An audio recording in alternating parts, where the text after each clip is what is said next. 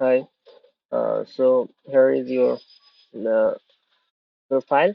So if you want to embed these columns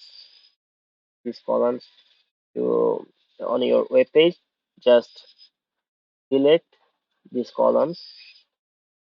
You have to select this column and right here you have to give a name, just any name if you want that, like line line graph. So you can give it line chart or line graph, anything you want. Then you have to go to file, then save as. You have to open your OneDrive. You have to put in any folder if you want. So you have to remember this folder name, so you can change it later, and it will be changed dynamically. Now save it as I have the folder, a file with same name, so I have to replace it. Okay, yes, it will take some time to upload, and make sure that you enable the auto republish feature. It will automatically change the values in everywhere. Just click OK, then it will be saved. Now go to file and go to info.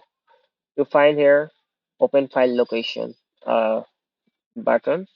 Click this.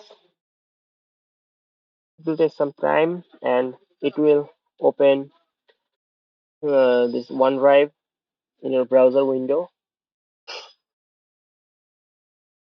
You have to now select this file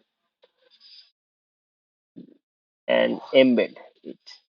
When you click on embed, there will be an embed portion, but don't copy this code. Just go to this part because we will embed a part of this file, not the whole uh, Excel file.